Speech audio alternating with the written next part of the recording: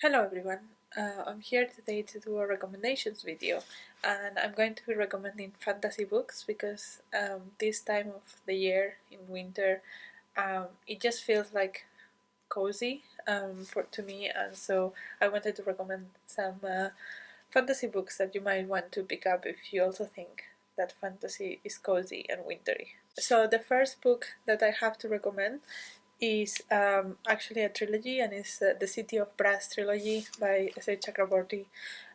This is following a girl in a sort of Middle East inspired setup. There are genies, there are that kind of mythology, and she is trying to go into this palace, and there is some fight in that palace about who is to reign and so on. And so we follow her. I read this a while ago, but I still have very good memories of it, and it was very entertaining. So I think it's a great place to put yourself with a cup of tea and read about. The next one that I have is Babel by Kuang.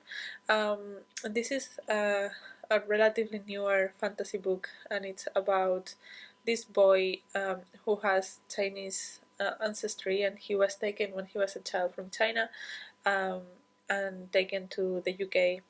And it touches in how translation, this magic system is based on translation, and the fact that words are not exactly translatable in most languages, like there are subtleties that um, change the meaning, and like how you have to be really fluent in a language to be able to catch those little things, and that is where the magic comes from in this world.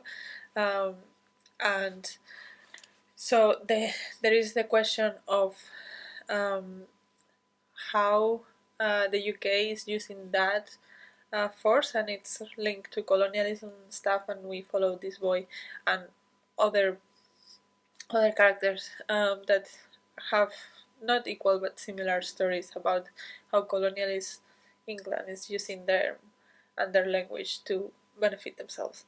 I thought it was good. It was fun. It was a fun ride, so I would also recommend reading it. I don't think it's the best fantasy I've ever read, but I think um, it is an interesting newer perspective on something that has happened. Another big fantasy book that I loved when I read it was Jonathan Strange and Mr. Norrell. This is the quintessential fantasy British book. It felt so British to me. I don't know why, but it felt so British to me. It's about these two magicians, and they have different ideas about what magic should be and should do and how it should be studied. Um, but there is this like dark thing coming, and so they have to fight it, and so they pair up, and it's about the relationship, and it's just so cozy and British to me. I really enjoyed it. um, I don't know if there were supposed to be more books in that series, or it was supposed to be a standalone, but it is a standalone. The author um, got sick afterwards and didn't write for a really long time, so I guess she has moved on from that story. To me, the ending felt a little bit not so satisfying. That's why I thought maybe it's going to be more books, but yeah, I don't think it's gonna happen. But still, it's worth a read for the book itself. Then, in a little bit of a more children book situation, I will recommend the Nevermoor series as well. The first one is the Trials of Morrigan Crow, I think. It follows this girl, Morrigan Crow, who lives in a relatively normal life, but she was cursed, and so everyone in her town thinks that everything that bad that happens is because she's around, and she was supposed to be killed when she turned 11, and that's what the prophecy said. But instead of being killed, she's taken away by this man that takes her into this magical world, and they have trials, and they have this magic school, and it's a lot of fun, and it's very wholesome. It has those kind of Harry Potter vibes, but even better because they, yeah, the magical world is a lot more accepting, I would say, and it's not, um, maybe not as stereotypical. Um, and I just really enjoyed this. I think the first three are out, and we are still waiting for the fourth one, which I think it's supposed to come out next year, maybe. But yeah, it's really good, and especially the third book dealt with sort of like a pandemic, and that was written before the pandemic, but I read it during the pandemic, and it was crazy how like how representative it was. So yeah, it's a lot of fun, and I'm looking forward for the next books. Another more like children like fantasy book is Momo by Michael Ende, and this is about a girl called Momo who lives by herself. She doesn't have parents, and she appears in this town, and everyone in this town is kind of starting to be trapped by the idea that time is very valuable, and so they, at the beginning, they have time to hang out with her and play with her and things like that, and then it starts coming into a point in which they don't have time for anybody anymore. They don't have time to make favors to people. They don't have time to have a community because they also always have to work because they need more, because capitalism. And Momo doesn't buy into that system. She still doesn't understand why that's happening, and so she decides to go in a quest to find out why is this happening, why everybody is changing so much, and how can she stop it. I thought it was very interesting um, to talk about the capitalist world in that sense, and I think it's still very relevant today, even more relevant today than it was back when it was published. Yeah, and I love it, and I think more people should read it because I mean, it will make you think for sure.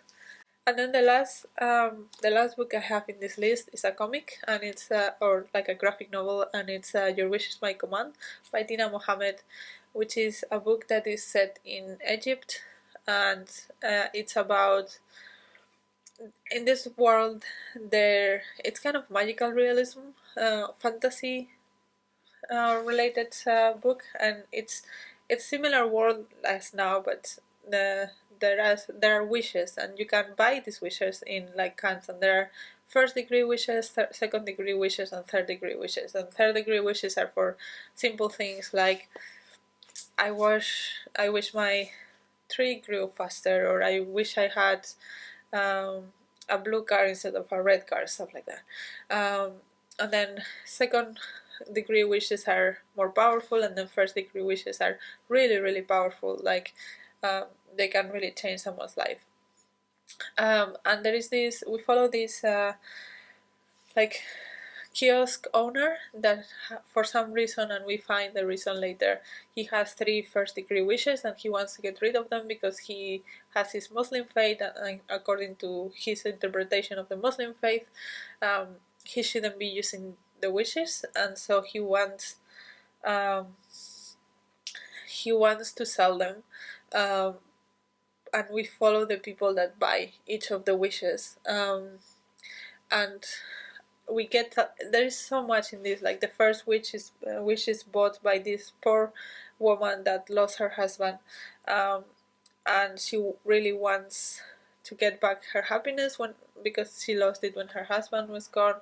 And we follow their whole relationship. But then what happened when she bought that wish is that the government found her, and they decided that she was not rich enough to buy that, so um, she must have stolen it, and so they threw it in jail for a really long time.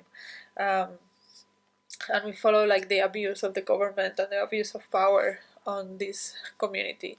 The second wish is bought by a rich boy that is severely depressed. He is going to university, he feels like a failure, so he stops going to classes, he stops seeing his friends, and he's desperate, and so he buys this wish to try to figure himself out.